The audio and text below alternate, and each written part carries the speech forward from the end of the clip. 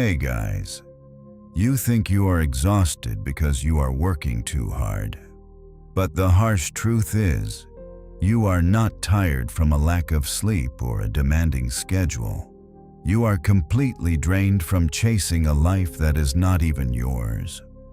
You wake up every single morning, pour your coffee, commute through heavy traffic, and grind through a 40-plus hour work week, constantly telling yourself that once you get that next big promotion, once you finally hit 6 figures, or once you buy that bigger house with the perfectly manicured lawn in the right neighborhood, you will finally feel at peace. But the peace never comes. Instead, you just get a heavier burden, a larger mortgage, and a moving finish line.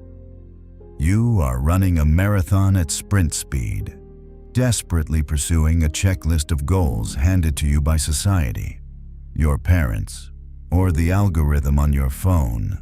You are chasing the traditional American dream, but somewhere along the way, it turned into an invisible cage of endless obligations. The ancient Stoics saw this exact psychological trap clearly over 2,000 years ago. The Roman Emperor Marcus Aurelius once wrote to himself that you can wander all over and never find what you are actually after in money, fame, or self-indulgence. Yet, look at what we do today. We tie our entire sense of self-worth to our job titles, the brand of our car, and the fleeting opinions of people we do not even genuinely like.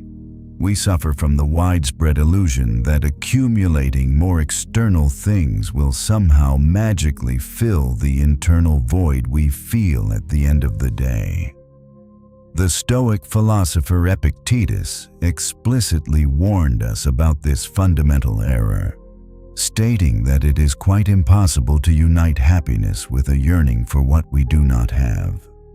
He understood that our relentless, burning desire for wealth, position, and even the perfect aesthetic lifestyle simply subjugates us and makes us voluntary slaves to our own unrealistic expectations.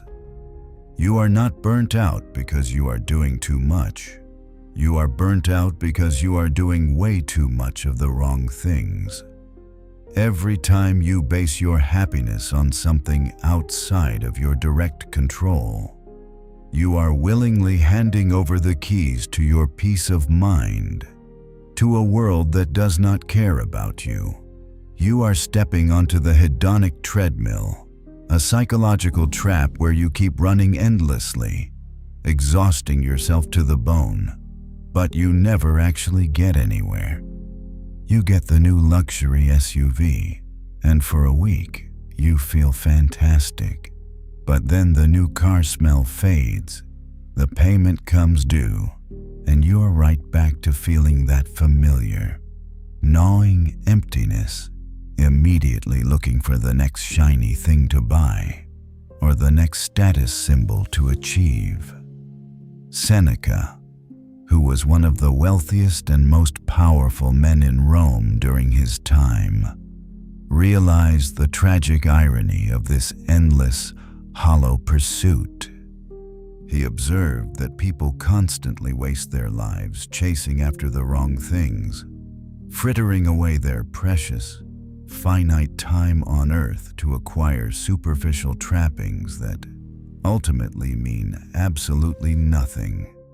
We act as if we are going to live forever, trading our irreplaceable hours and days for things that will eventually just turn to dust. If you have been feeling a deep, lingering sense of dissatisfaction, a quiet whisper in the back of your mind telling you that despite checking all the right boxes, something is fundamentally broken in your approach to life, you are not alone, and you are not crazy. You are just finally waking up. This is your Stoic wake-up call, a harsh but necessary slap to the face to break you out of your trance.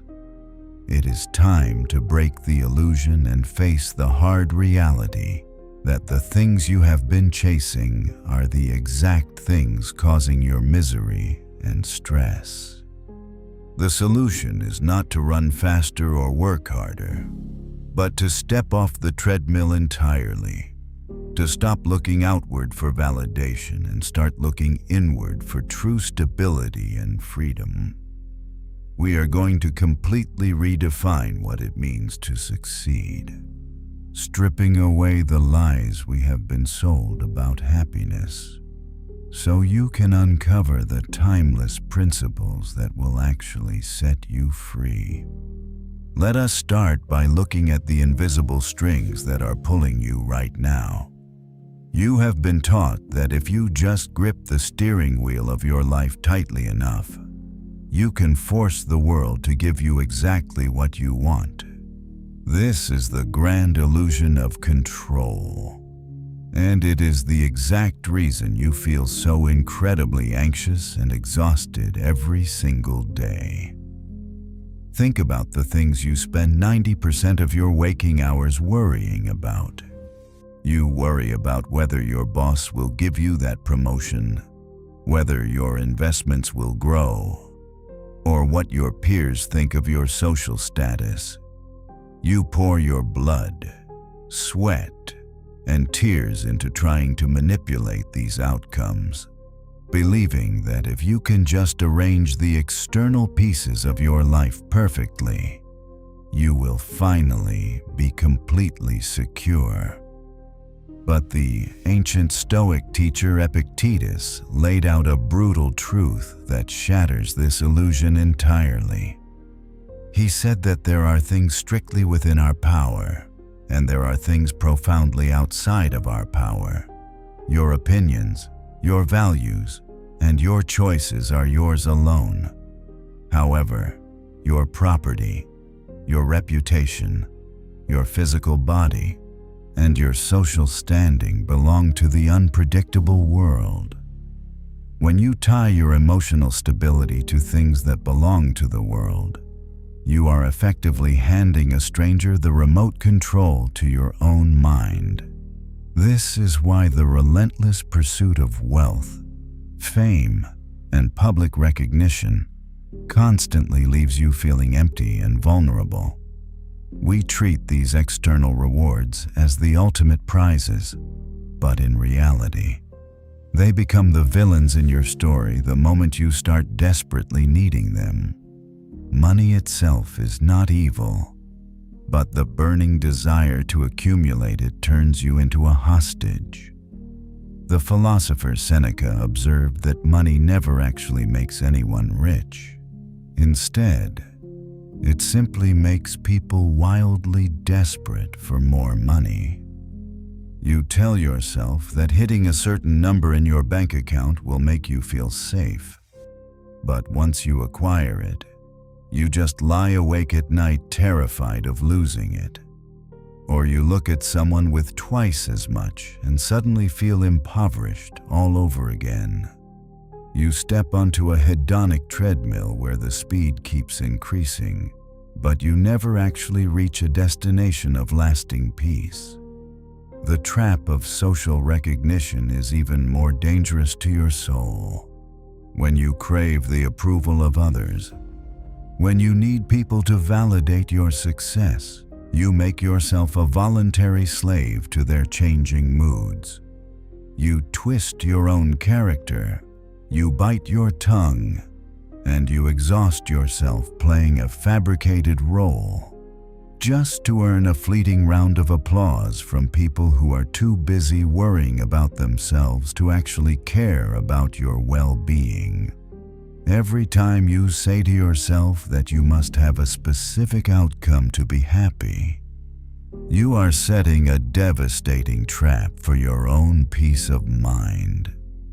The Stoics realize that you cannot conquer the world by trying to control every variable.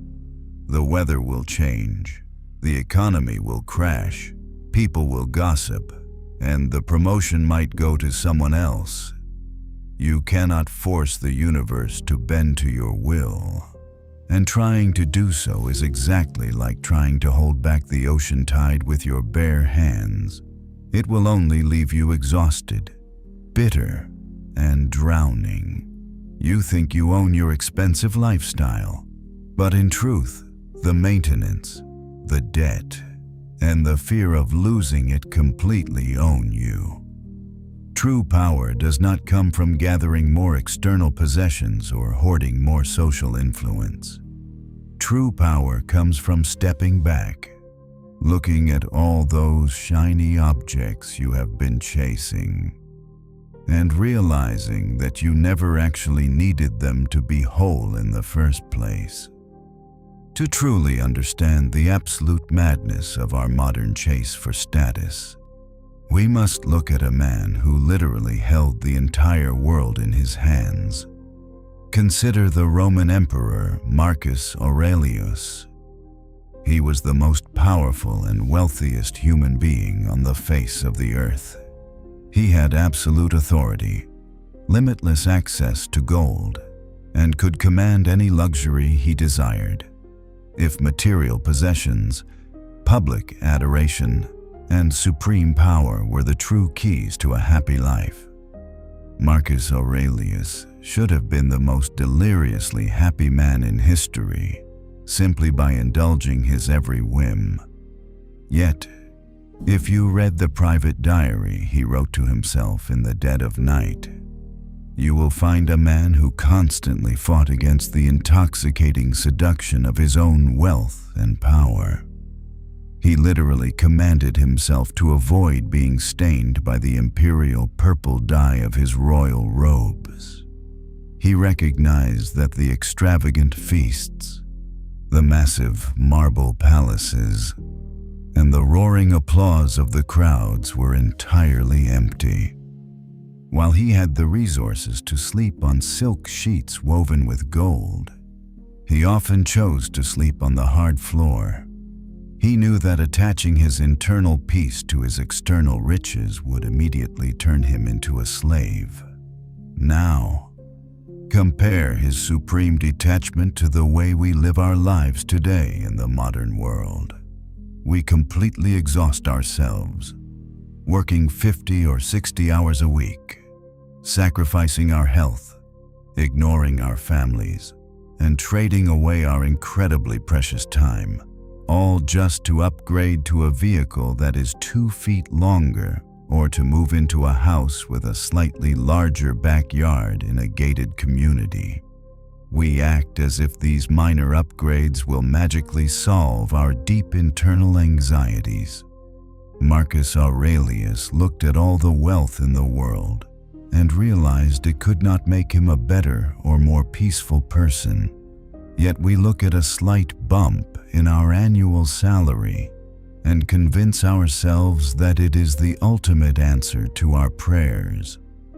The ancient Stoics had a brilliant perspective on this exact situation.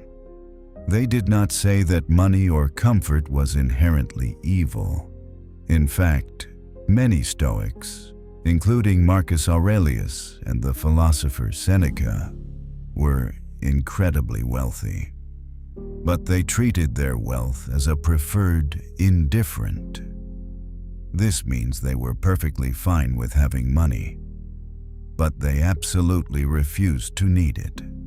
They viewed their fortunes as something temporarily on loan from the universe, something that could be taken back at any given moment without warning. Seneca famously stated that you should strip away a person as clothes, their inherited wealth, and their social titles, and then look at their bare soul to see if they are actually great by their own measure or just propped up by external decorations.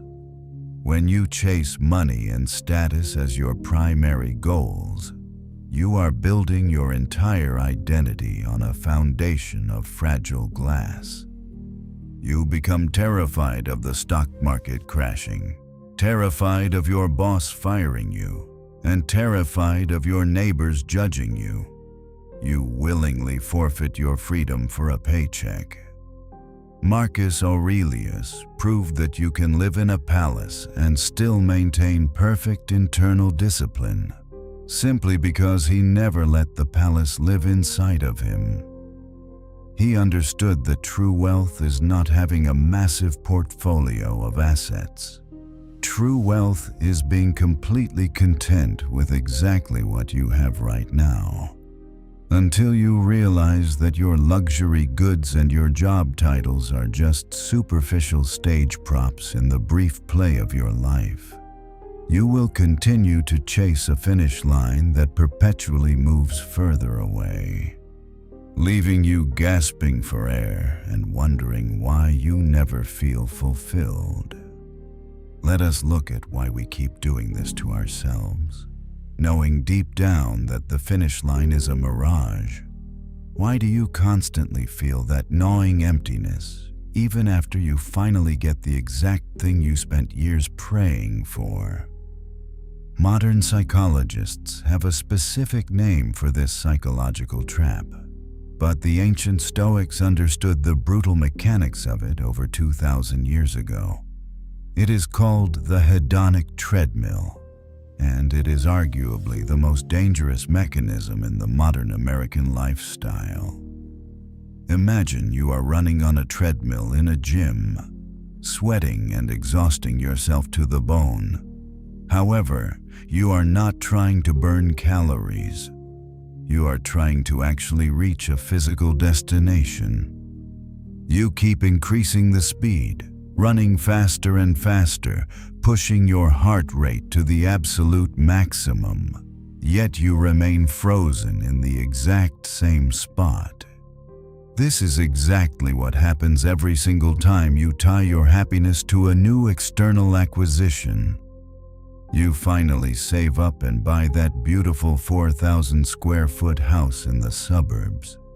For the first few weeks, you are absolutely on top of the world. You walk through the spacious rooms.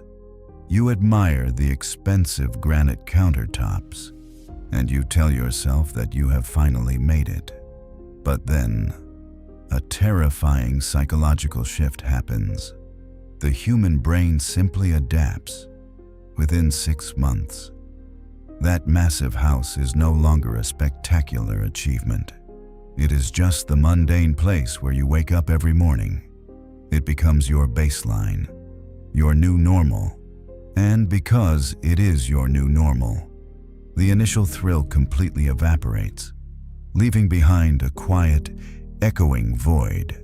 To fill that painful void, your brain immediately starts scanning the horizon for the next shiny upgrade. Suddenly, you feel like you urgently need a vacation home, or a boat, or a 70-inch television, or a complete kitchen remodel. You take a step up the economic ladder, but your desires instantly take a step up right alongside you, keeping permanent satisfaction forever out of your reach. The philosopher Seneca observed this tragic human flaw with razor-sharp clarity.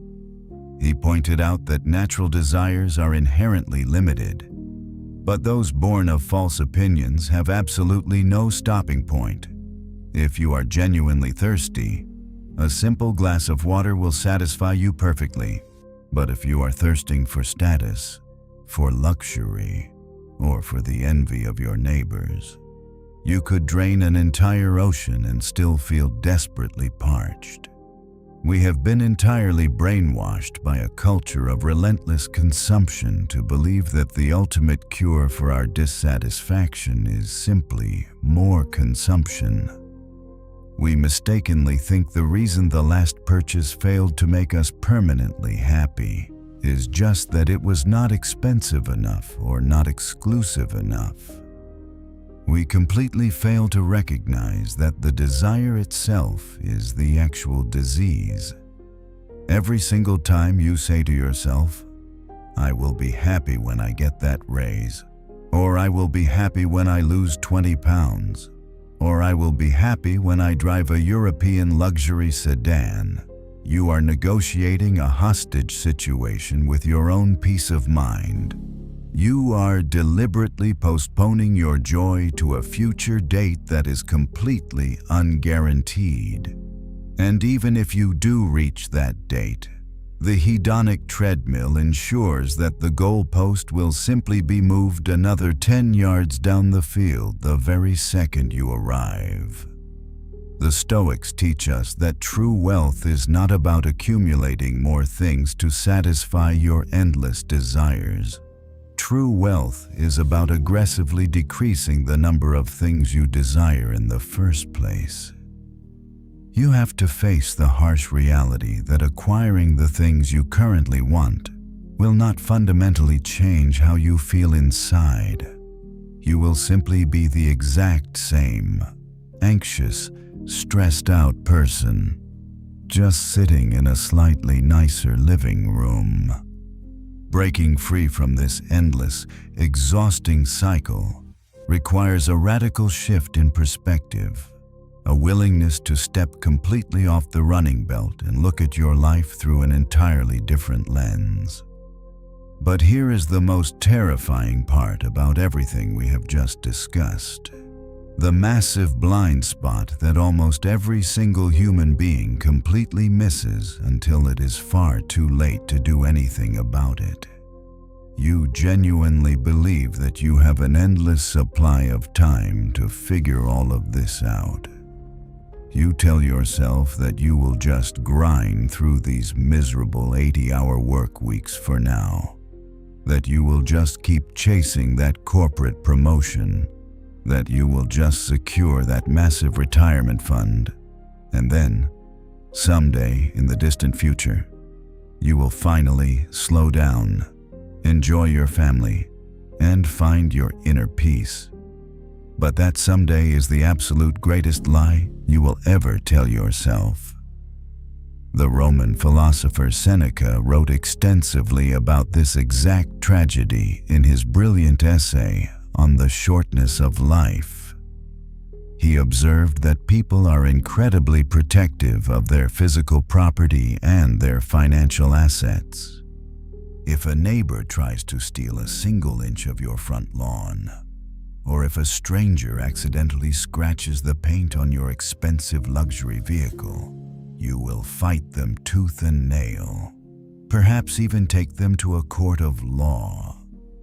Yet, when it comes to your time, which is the single most precious and absolutely non-renewable resource in the entire universe, you hand it out freely to anyone who asks. You give it to a boss who does not genuinely care about you. You give it to toxic relationships, and you give it to endless hours of scrolling on your smartphone. Seneca pointed out the profound madness of this human condition, stating that we live as if we are completely immortal, as if our days are infinite and our energy is boundless. We constantly postpone our actual happiness, believing that we can simply begin to truly live when we hit 65 years old. But what guarantee do you have from the universe that you will even live that long?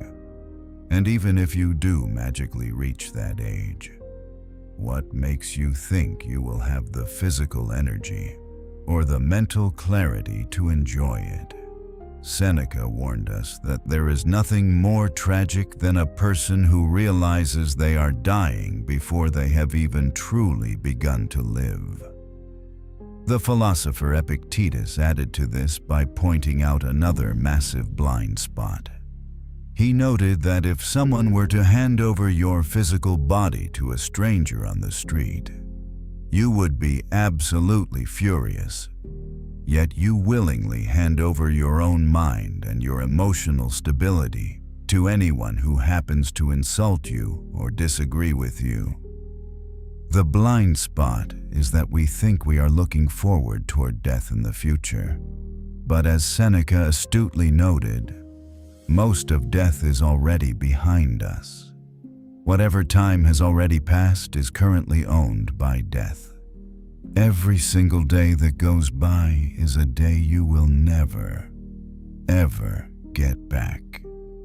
When you trade your irreplaceable hours and days for the pursuit of European sports cars, larger suburban houses, and the fleeting admiration of strangers, you are making the worst economic trade in the history of mankind.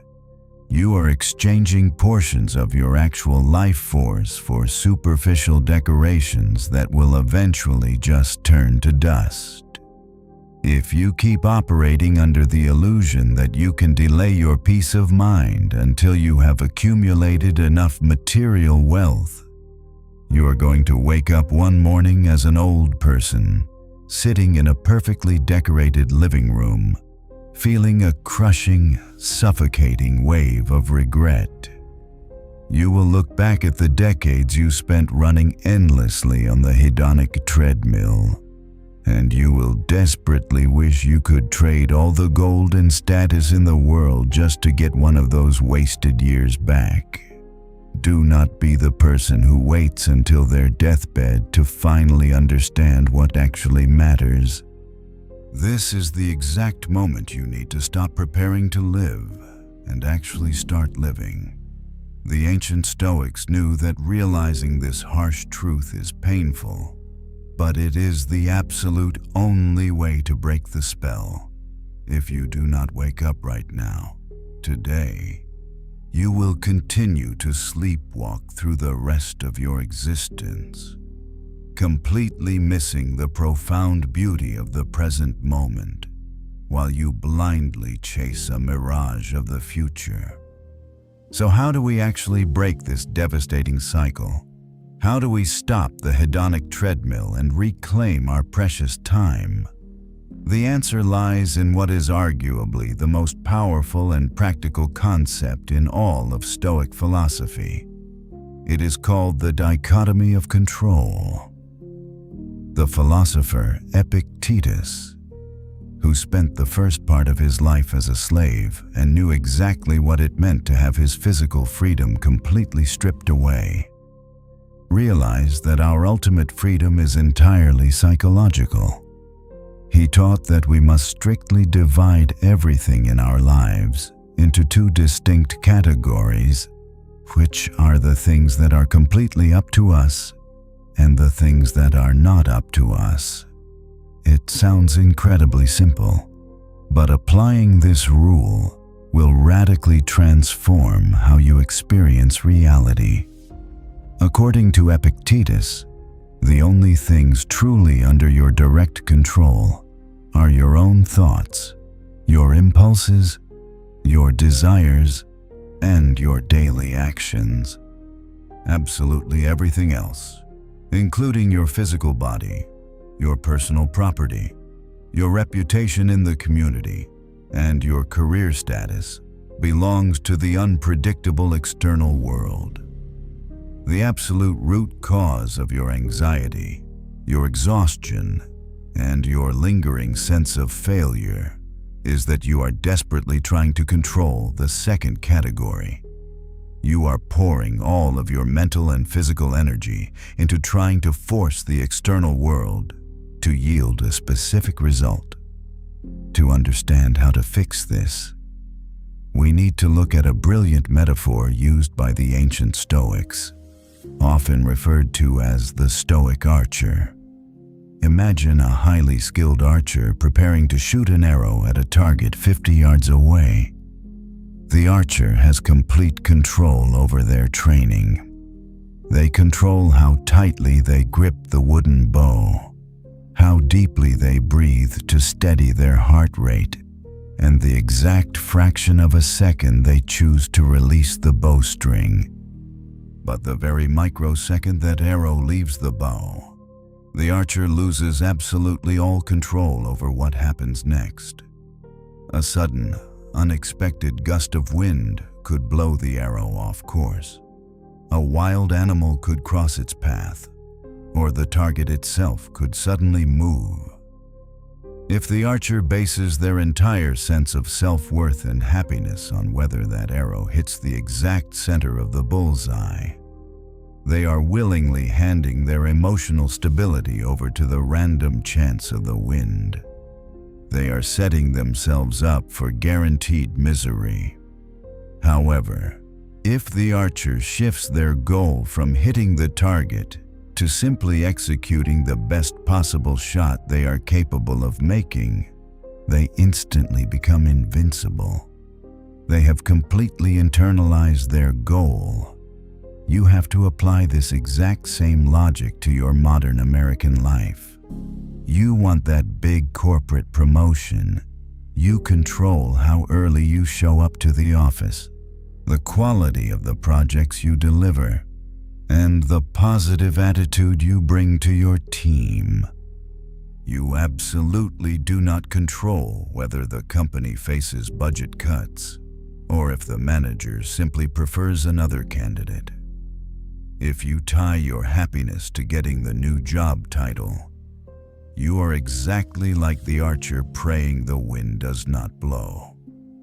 But if you shift your focus to simply being the hardest, working and most competent employee you can possibly be, you win regardless of who gets the promotion. You must stop defining your success by the external outcomes and start defining it by your internal effort. When you stop worrying about the results that are completely out of your hands, you free up a massive amount of mental energy to focus exclusively on the steps you are taking right now. You stop being a victim of external circumstances and become the master of your own character. This is how you step off the treadmill. You stop chasing the mirage of external validation and start building an inner fortress of self-discipline and true peace of mind that no economic downturn or harsh criticism can ever take away from you. Now that you have internalized your goals and successfully stepped off the exhausting cycle of wanting more, you face a completely new challenge. How do you maintain this quiet inner fortress when the world inevitably tries to tear it down? And how do you permanently kill that lingering, seductive desire for the next shiny upgrade? The ancient Stoics had a specific, somewhat shocking psychological tool designed for this exact problem. Modern psychologists refer to it as negative visualization, but the Stoics called it premeditatio malorum, which translates to the premeditation of evils. At first glance, this exercise sounds incredibly pessimistic, perhaps even depressing, but it is actually the ultimate secret weapon for unlocking profound, lasting gratitude. We currently spend 99% of our waking hours daydreaming about the things we do not possess. We visualize the bigger house, the faster car, the perfect romantic relationship, and the much higher salary. But the Stoic philosophers ask us to do the exact opposite. They ask you to spend a few quiet moments every single week deliberately imagining that you have completely lost the things you currently value the most. Imagine that you wake up tomorrow morning and your retirement account is at zero. Imagine that your comfortable home burns to the ground. Imagine that you lose your physical health, your vision, or that you are suddenly and unceremoniously fired from your job. The philosopher Epictetus took this practice even further, offering advice that sounds incredibly dark to the modern ear but is rooted in deep, practical wisdom. He said that when you kiss your child or your spouse goodnight, you should silently remind yourself that they are mortal and that they could easily be taken from you by tomorrow morning. Why would any sane person intentionally subject themselves to such grim, uncomfortable thoughts? Because it is the absolute most effective way to shatter the illusion of the hedonic treadmill. Remember how quickly you adapted to the new things you bought, and how the excitement faded into mundane boredom. Negative visualization completely reverses that psychological adaptation process. When you vividly imagine losing your job, your health, or your family, you do not become a miserable, anxious pessimist. Instead, when you open your eyes and realize they are still right here with you, a massive wave of intense, overwhelming gratitude washes over your entire body. You stop looking at your older vehicle and wishing it was a brand new luxury sedan. Instead, you realize how incredibly lucky you are to simply own a reliable machine that gets you to work. You stop taking your partner for granted and start cherishing every single mundane conversation you have with them. You realize that everything you have right now is not permanently yours. It is simply on loan to you from the universe. And that loan can be recalled at any given second without any warning or explanation. Seneca wrote that the person who anticipates the coming of troubles completely robs them of their destructive power. When you expect nothing but continuous good fortune, you are completely crushed when life inevitably hands you a tragedy. But when you regularly rehearse the worst-case scenarios in your own mind, you build an impenetrable psychological immune system. You become highly resilient because you have already survived the disaster in your own head. Some Stoics, including Seneca, even took this from a mental exercise to a physical reality by actively practicing poverty. He would spend a few days every month eating the cheapest food, wearing the roughest clothes, and sleeping on the hard floor, just to vividly prove to himself that the worst-case scenario was actually completely survivable. When you realize that you can still function, still breathe, and still maintain your honorable character even if you lose absolutely everything, the world loses its terrifying grip on your mind. You stop operating out of a constant state of fear. You stop clinging desperately to your material possessions. You finally understand that true abundance is not having everything you could ever possibly want, but simply realizing that what you currently have is already more than enough to live a beautiful, peaceful, and virtuous life. We have reached the most profound and perhaps the most intimidating truth of this entire ancient philosophy. The ultimate wake-up call that has the power to completely shatter the heavy, invisible cage you have been living inside. If you truly want to stop chasing the wrong things, if you want to completely obliterate the exhausting anxiety of the hedonic treadmill, you have to face the one reality that modern society spends billions of dollars trying to hide from you. You are going to die. The ancient Romans had a specific phrase for this powerful realization: memento mori, which translates directly to remember that you must die. When a victorious Roman general paraded through the streets of the capital, soaking in the roaring applause of the massive crowds, a slave stood directly behind him, whispering repeatedly in his ear, "Remember, you are just a man. Remember, you will die." The Stoic philosophers did not view this as a dark, morbid, or depressing thought. Instead, they saw it as the absolute ultimate tool for liberation.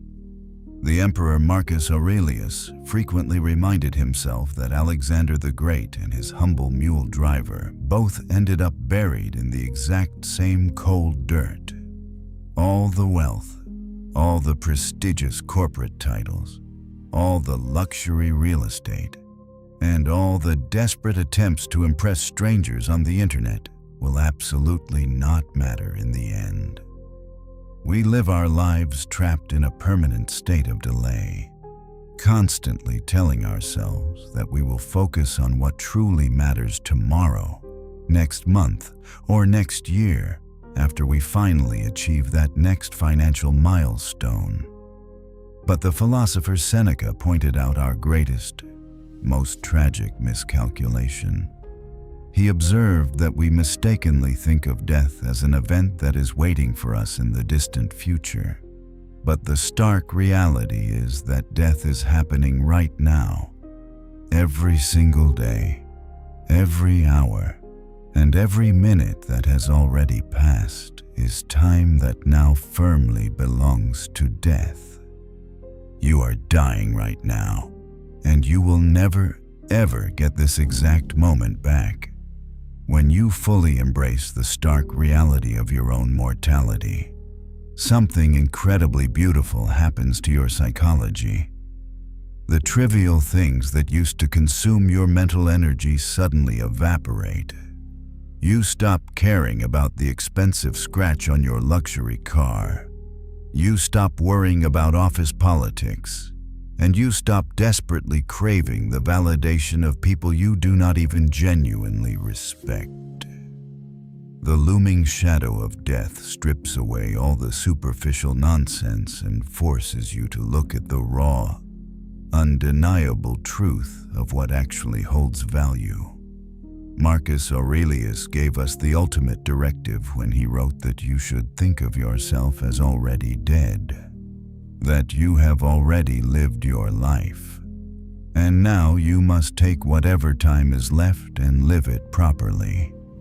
Imagine if a doctor told you that you only had 1 week left to live. Would you spend it grinding out 60-hour work weeks at a job you tolerate just to buy things you do not actually need? Of course not. You would spend it with the people you deeply love.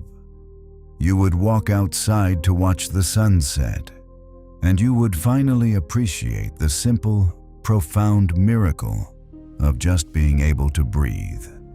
Memento mori is not a threat. It is a profound gift.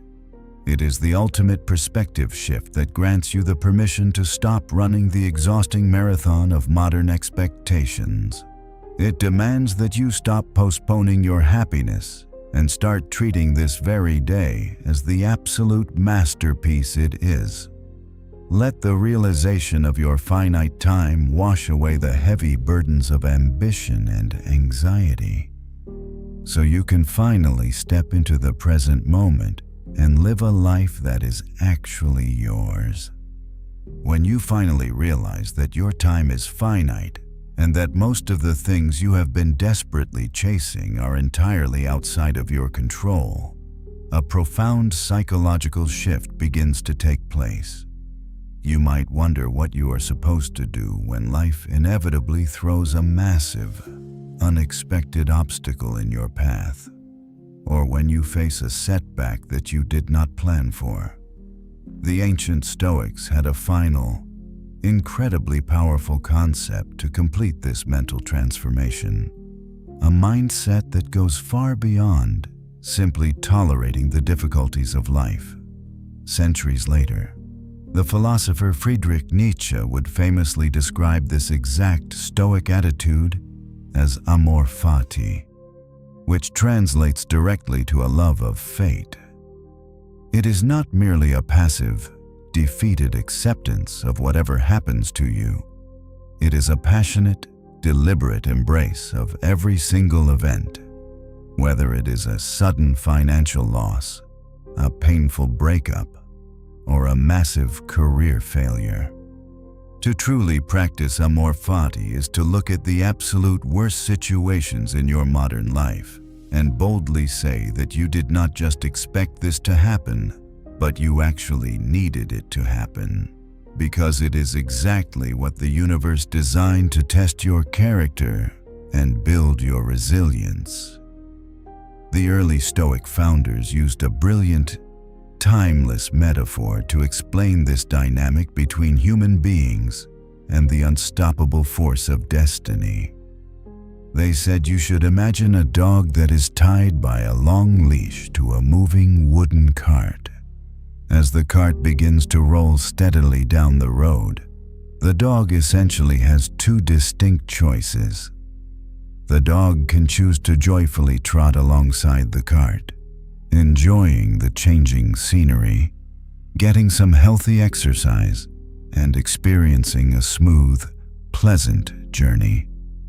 Or the dog can stubbornly dig its paws deep into the dirt, fighting against the leash with all of its might, barking and resisting every single inch of the way.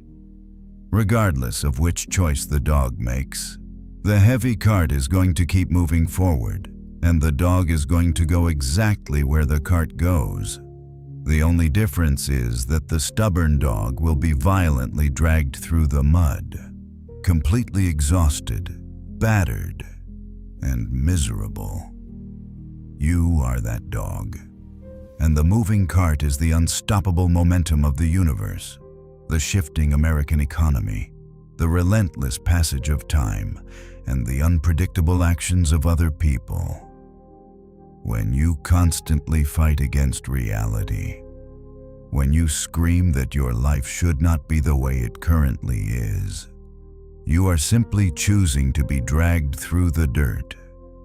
You are actively creating your own exhaustion and your own severe burnout. But when you finally let go of the invisible strings of control, when you accept that you cannot force the world to obey your personal checklist of desires, you suddenly reclaim your ultimate freedom. You step off the exhausting hedonic treadmill for good. You realize that you were never actually tired from working a demanding job or managing your busy household. You were utterly drained from the agonizing, impossible effort of fighting against reality and desperately chasing superficial external validation. The endless pursuit of a more massive suburban house, a faster luxury car, and a more prestigious corporate job title will never give you the lasting peace you are searching for, because those things are entirely fragile, temporary, and subject to chance. True, unshakable power does not come from gathering more expensive possessions or manipulating strangers to admire you. It comes from actively building an inner fortress that no stock market crash, no harsh criticism, and no sudden misfortune can ever penetrate. It comes from the deep, quiet confidence of knowing that you do not need the world to be easy or predictable in order for you to be completely whole.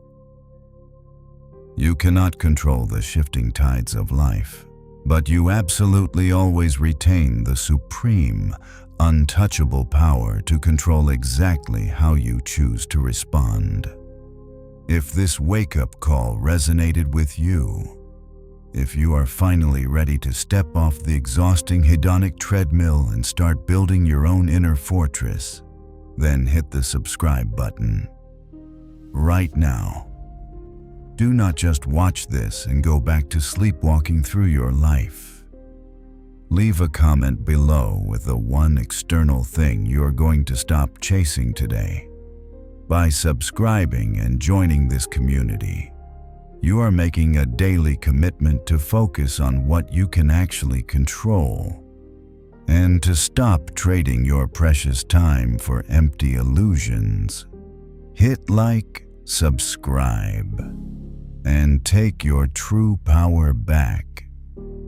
See you next video.